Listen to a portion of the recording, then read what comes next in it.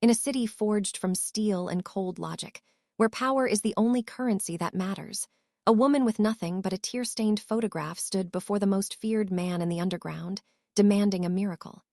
Her voice was a broken whisper, but the defiance in her eyes was unshakable. This was the moment the Iron King's world would finally fracture, and a reckoning would begin for everyone who thought the poor were invisible. Minho Park had built his obsidian empire on the belief that people were either assets or liabilities, never allowing emotion to interfere with the bottom line. But when Tanya Williams, a single mother with nothing left to lose, cornered him in the rain, she wasn't looking for a handout. She was holding a framed photo of her dying daughter, Ava, and asking him to break every code he had ever lived by. She didn't need a businessman. She needed the monster the world feared to fight the men who were killing her child. What followed was a war against the city's most corrupt elites, a journey that would force a cold-hearted boss to realize that absolute power is worthless unless it protects those who have no voice. Stay with me until the end, because the request Tanya made of Minho didn't just break the law. It shocked a man who thought he had seen every kind of evil. Hello, family. Welcome to Afro's Soul Mafia dynasty. Before we proceed to the story, I would love to know where you are watching from. Kindly drop it in the comments section and also like, share, and subscribe to this channel. Thank you. Now let's continue with the story. Minho Park moved through the neon-drenched streets of the East Side like a predator that owned the night. For 15 years, he had operated under a set of ironclad rules that kept his empire efficient and his enemies in the dirt. His world was one of cold numbers and calculated risks, where a man's worth was measured solely by his utility to the syndicate. As he stepped into the obsidian-black interior of his sedan, the city outside remained in a state of hushed terror. Shopkeepers averted their gaze, and even the streetlights seemed to dim in his presence. To Minho, this wasn't just power, it was the natural order of things. His daily routine was a masterclass in emotional detachment. Every meeting at his private club, the Gilded Cage, was a transaction of cold logic. He sat at the head of a mahogany table, reviewing ledgers that detailed protection fees, smuggling routes, and high-interest loans. When an old associate pleaded for leniency because of a family tragedy, Minho didn't even look up from his tablet. "Tragedy is a variable I don't account for," he said, his voice as sharp as a razor. "The debt remains." He avoided charity cases with the same intensity he avoided the police, believing that a single moment of misplaced mercy would be the crack that shattered his entire foundation. In his world, a good man was just a man who hadn't been backed into a corner yet. This Tuesday evening had followed that exact, frozen script. He had just finished a collection at a local high-end restaurant, leaving the owner shaking as Minho's enforcers, Jackson and Jaiho, stood like statues behind him. As he emerged into the cool, rain-slicked air, Minho was already mentally preparing for his next audit of a rival's shipment. He didn't see people, he saw chess pieces. He didn't feel the cold, he only felt the weight of the silver-banded watch on his wrist, a constant reminder that his time was more valuable than any life he encountered. He was the Iron King, a man who had successfully scrubbed the stains of empathy from his soul to ensure that no one could ever use his heart against him. He was ready to disappear into the darkness of his car and forget the city existed, until a flash of denim and a desperate tap on his sleeve broke the silence of his perfect, icy world. Tanya stood on the rain-slicked pavement, her denim jacket soaked through, but she didn't seem to feel the cold. Her eyes were fixed on Minho with a desperate, burning intensity as she began to speak, her voice trembling but clear. She explained that her daughter, Ava, wasn't just sick. She was being systematically erased by a system designed to favor the elite. Ava had been at the top of the transplant list for months, a heart finally becoming available just 2 days ago. But when Tanya arrived at the hospital, the hope was snatched away. A corrupt administrator had informed her that there had been a clerical error, and the organ had been redirected to a priority patient. As Tanya spoke, the true horror of the situation emerged, the weightless scam. St. Jude's Memorial wasn't just a hospital, it had been transformed into a private bank for the wealthy and the corrupt. The waiting list was a fiction, a placeholder for the poor while life-saving surgeries were auctioned off to the highest bidders in the city's underground. "They aren't saving lives," Tanya whispered, a tear tracing a path through the grime on her face. "They're selling them.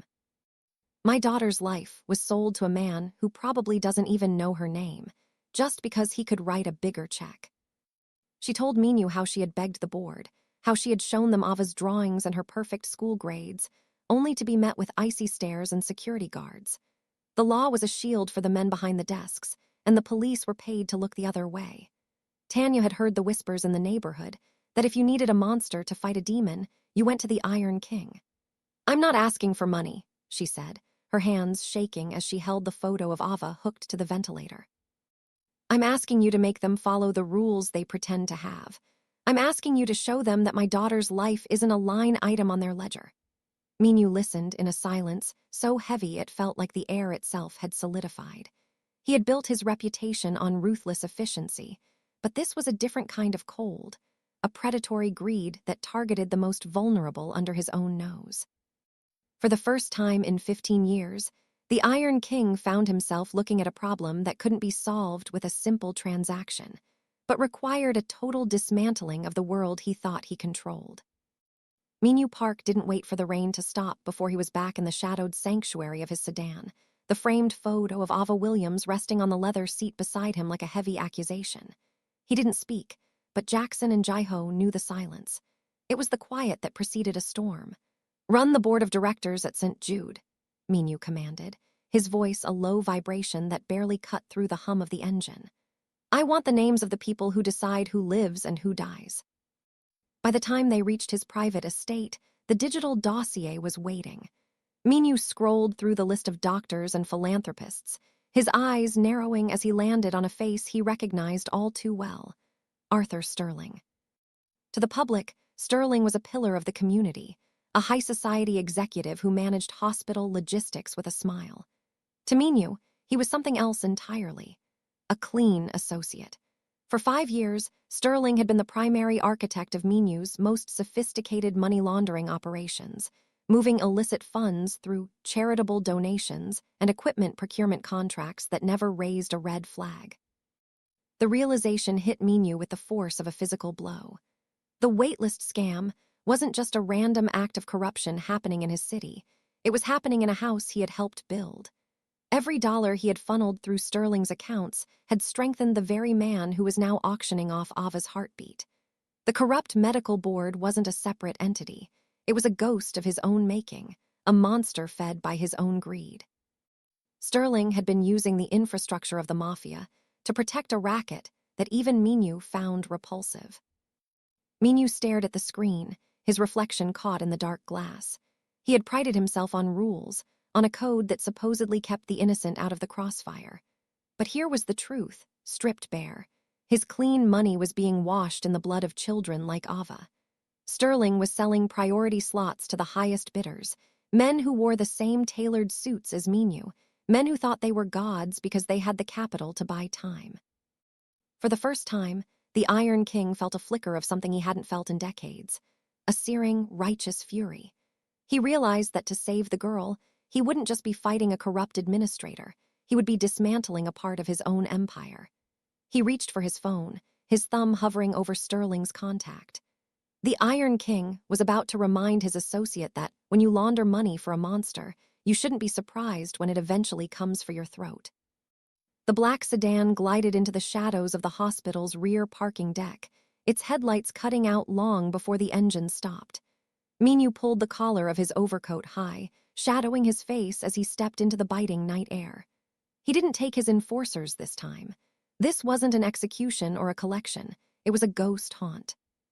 He moved through the sterile, fluorescent-lit corridors of St. Jude.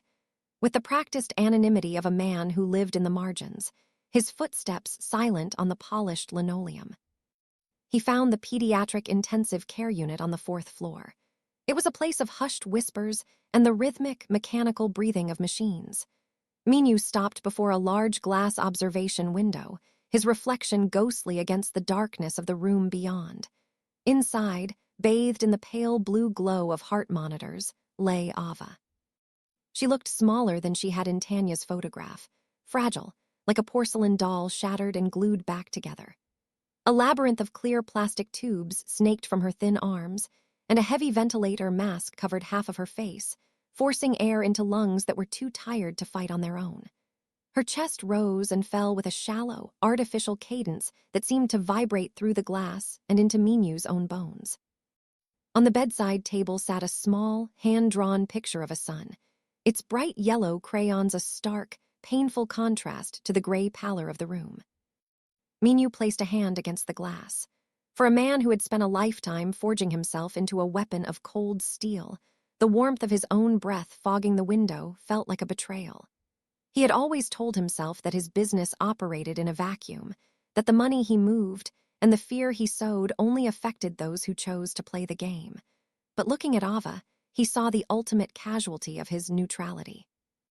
The Iron King began to rust in real time, the oxygen of humans suffering finally reaching the core he had kept sealed for decades.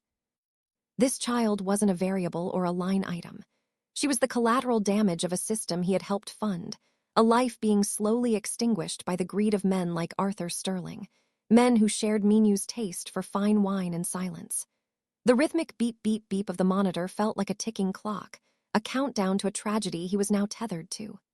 As he turned away from the glass, his eyes weren't cold anymore. They were burning. The apathy that had protected him for 15 years had dissolved, replaced by a razor-edged clarity. He wasn't just going to fix a wait list. He was going to burn down the entire boardroom to make sure that little girl got to draw another son. Back in the sterile silence of his study, Minyo sat behind a desk that had seen the signing of death warrants and million-dollar contracts alike. The air was thick with the scent of old paper and the cold reality of the choice before him. Jackson and Jai-Ho stood across from him, their expressions masks of professional concern. They had seen the data, they knew Arthur Sterling's reach, and they knew the weight of the hornet's nest Minyo was about to kick. "Boss, you're talking about targeting a man who knows where every dollar of our liquid capital is buried," Jackson said, his voice unusually strained. "Sterling isn't just a doctor, he's the gateway to the city's elite. If you move against the medical board, you're not just hitting a hospital, you're declaring war on the very people who protect our interests. Their private security is ex-special forces, and their political shielding is impenetrable. It's a conflict with zero profit and maximum risk." Minyo didn't look up. He was staring at his primary ledger, a thick, leather-bound book containing the names, debts, and dirty secrets of everyone who owed the Iron King. For years, this book had been his Bible, the blueprint of his power. It represented a world where everything had a price and everyone was for sale. But as he ran his fingers over the embossed cover, all he could see was the fog on a hospital window and a hand-drawn sun that was slowly fading. "Profit is a concept for men who are afraid of losing what they have," Minyo said quietly. His voice held a new, dangerous resonance. "I've spent 15 years building a kingdom on the idea that I am the most dangerous man in this city. If I let a child die because I'm worried about my bank accounts, then I'm not a king. I'm just a middle manager for a group of suit-wearing ghouls." Slowly, Minyo reached for a silver lighter on the desk. He flicked the flame to life, the orange glow dancing in his dark eyes. He held the edge of the ledger to the fire. The paper curled, blackened, and then ignited, the names of his debtors turning to ash in the palm of his hand. It was a symbolic execution of his former self. He was no longer auditing a business, he was initiating a reckoning. "Tell the crews to arm up," Minyo commanded, dropping the burning book into a brass wastebasket. "We aren't going there to negotiate a settlement or ask for a favor. We are going to remind Arthur Sterling that there are some things you cannot launder, and a mother's grief is the one debt he can never repay. If it's a war they want, we'll give them one they can't afford to survive." The grand ballroom of the St. Jude's Plaza was a cathedral of excess, a shimmering mirage of crystal chandeliers and silk tapestries that seemed designed to drown out the reality of the world below. Under the guise of the annual Founders Gala, the city's elite moved through the space like predatory birds, draped in diamonds and drinking champagne that cost more than Tanya Williams earned in a year. To any outsider, it was a celebration of philanthropy. To Minho Park, it was a crime scene. He moved through the crowd with a lethal grace, his black tuxedo blending into the sea of high fashion, though the air seemed to chill wherever he passed. Jackson and Jai-Ho followed a few paces behind, their eyes scanning the room with the practiced detachment of men looking for targets, not appetizers. Minho watched a prominent board member laugh while holding a glass of vintage Bordeaux, and all he could see was the pale, oxygen-deprived face of Ava through the glass of the ICU. Every centerpiece of exotic orchids, every tray of Wagyu beef, was a testament to the lives Arthur Sterling had auctioned off. This wasn't charity. It was a victory lap for men who had successfully turned human suffering into a luxury brand. As the orchestra played a soft, mournful violin piece, Minho spotted Sterling at the center of the room, surrounded by local politicians and private security details in discreet earpieces. Sterling looked clean. His smile was perfect, his suit was impeccably pressed, and his hands were manicured. He looked like a man who had never seen a bruise or a ventilator in his life. The contrast was sickening. While Tanya was sitting in a plastic chair in a waiting room, praying for a heartbeat, these people were debating the merits of offshore tax havens and summer homes. Minho felt the weight of the silenced pistol beneath his jacket, but he didn't reach for it yet. He wanted Sterling to feel the walls closing in first. He wanted the man to understand that the Iron King hadn't come to join the party, he had come to end it. Minho signaled his men to move into their positions, flanking the exits and intercepting the private security's communication lines. The high-end luxury of the ballroom began to feel claustrophobic, the golden light turning a sickly, jaundiced yellow as Minho stepped into Sterling's line of sight. The music continued, but for the men in the center of that room, the dancing was over. The bill for 5 years of laundered greed had finally come due, and Minho was there to collect the total balance in blood and justice. The golden doors of the private boardroom clicked shut with a finality that silenced the distant echoes of the orchestra.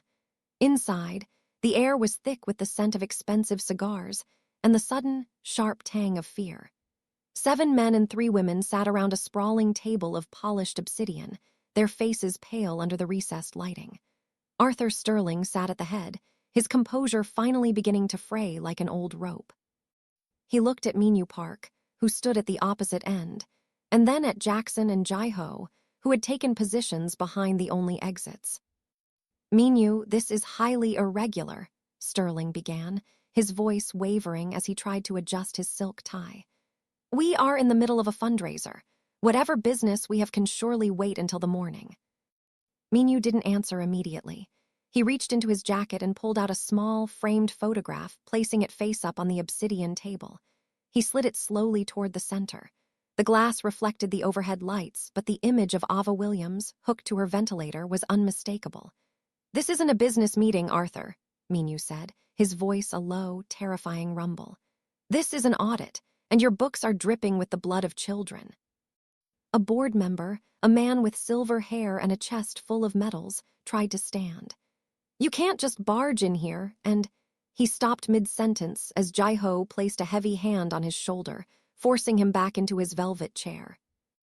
"The wait list," Minho continued, his eyes scanning the room like a hawk looking for a kill. "I know how it works. I know about the priority slots. I know that 2 days ago, a heart became available, and you sold it to the highest bidder while this girl's mother was told there was a clerical error." Minho leaned forward, his hands flat on the table. "I'm not here to negotiate a price for her life. I'm here to tell you that the heart belongs to Ava Williams, and you're going to give it to her tonight." Sterling swallowed hard, his eyes darting toward the door. "The organ has already been assigned, Minho. To move it now would be illegal. It would violate every protocol we have." "Protocol?" Minho let out a short, humorless laugh that made the board members flinch. "You've spent 5 years using my money to wash your sins, Arthur.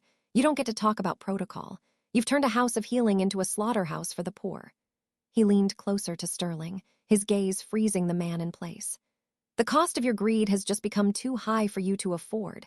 You have 10 minutes to call the surgical team. You will tell them there was another clerical error, and that Ava Williams is the priority. If that phone doesn't ring, I won't just shut down your operation. I will personally ensure that every person in this room understands exactly what it feels like to wait for a heartbeat that never comes." The silence that followed was absolute. Minho didn't reach for a weapon. He didn't need to. The sheer weight of his presence, the Iron King reclaiming his throne of shadows, was enough to shatter their pampered reality. One by one, the board members looked at Sterling, their eyes filled with the realization that the monster they had been feeding had finally come home to eat. Sterling reached for the phone, his fingers shaking so violently he nearly dropped the receiver. The audit was over, and the debt was about to be paid in full. The sterile silence of St. Jude's fourth floor was broken only by the frantic, synchronized movement of the surgical team. Minho Park stood in the center of the hallway, a dark monolith amidst the shifting sea of white coats and blue scrubs. He had watched through the heavy swinging doors as Ava was wheeled into the theater, her small form almost lost beneath the thermal blankets. Now he remained exactly where the gurney had disappeared, his back against the wall, eyes fixed on the illuminated, in progress sign that pulsed like a slow, neon heartbeat. He didn't move for hours. Jackson and Jaiho had secured the ends of the corridor, turning the pediatric wing into an impenetrable fortress. Every time a hospital staff member approached, they met the unyielding gaze of the Iron King and retreated without a word. Minho wasn't just waiting. He was standing guard over the only pure thing left in his territory. He stood like a gargoyle carved from shadow, his presence a silent promise that the corruption he had dismantled in the boardroom would not crawl back into this hallway. The tension was a physical weight, thick enough to choke. Somewhere in the building, Arthur Sterling was likely clawing at his phone, trying to find a way to reverse the night's events, but Minho knew the man wouldn't dare step onto this floor. Still, Minho's hand never strayed far from the inner pocket of his coat. Every squeak of a nurse's shoe or hum of a nearby vending machine set his nerves on a razor's edge. He thought of Tanya, sitting in the chapel 3 floors below, her hands clasped in a prayer he no longer knew how to speak. He realized then that he was the barrier between that mother's hope and the world's cruelty. As the clock ticked toward 3 a.m, the Iron King felt the rust of the previous hours turn into a tempered, singular focus. The fatigue in his bones was nothing compared to the fragility of the life behind those doors. He watched the minute hand of his watch crawl, each second a victory, each breath Ava took a defiance of the system he had once served. He didn't need a crown or a ledger tonight. He only needed to ensure that for once, the right name was on the list, and that the only thing cutting through the silence of the hospital was the sound of a heart finally finding its rhythm. He remained a statue of dark silk and iron will, a sentinel waiting for the dawn to prove that a monster could, for one night, keep the darkness at bay. The first rays of a gray, winter dawn began to bleed through the hospital windows when the in-progress sign finally flickered into darkness. The heavy doors swung open, and the lead surgeon emerged, mask hanging loose, eyes mirroring an exhaustion that matched Minho's own. A single, tired nod from the doctor was all it took. The heart had taken. The rhythm was steady. The Iron King didn't celebrate. He simply closed his eyes for a heartbeat, feeling the crushing weight of the night finally begin to lift. Hours later, the ICU was bathed in a soft, natural light that felt like a benediction. Ava lay in her bed, the terrifying roar of the ventilator replaced by the gentle hiss of a simple oxygen mask. Her eyes, dark and curious, flickered open to find her mother's face. Tanya sat by her side, her hands trembling as she stroked Ava's hair, her silent tears now born of a joy so profound it seemed to fill the room. Minho stood in the shadows of the doorway, watching the reunion with the detachment he had spent a lifetime perfecting, though the iron in his chest felt lighter than it had in years. Tanya looked up and saw him. She stood slowly, clutching the framed photo of Ava she had carried like a shield throughout the night. She walked toward him, her lips parting to offer a gratitude that words could never truly capture. But as she reached out, Minho gently took the frame from her hands and tucked it back into the pocket of her denim jacket. He didn't wait for her to speak. "Don't," he said, his voice a low, gravelly rasp that brooked no argument. "I didn't do this for you. I did it because I'm a man of my word, and the debt Arthur Sterling owed this city was long overdue." He turned to leave, the tails of his overcoat snapping like a dark flag. He didn't look back at the mother and child, but as he walked through the hospital lobby, the sharp, rhythmic tap of his leather shoes sounded less like a predator and more like a man walking toward a new horizon. 3 months later, A small, unassuming building opened its doors on the edge of the east side. It wasn't a club or a warehouse, but a specialized pediatric clinic with the most advanced cardiac equipment in the state. There was no plaque for Minho Park on the wall, and his name appeared on no official documents. Instead, a simple, hand-carved sign hung above the entrance, featuring the image of a bright, crayon-yellow sun. It was the Tanya Williams Foundation, a place where the wait list was determined by need, not by the weight of a man's wallet. Minho still ruled the shadows, and his enemies still feared his name. But every time he passed that building, he remembered the night the Iron King learned that the most powerful thing he could ever own wasn't a territory, but a promise kept.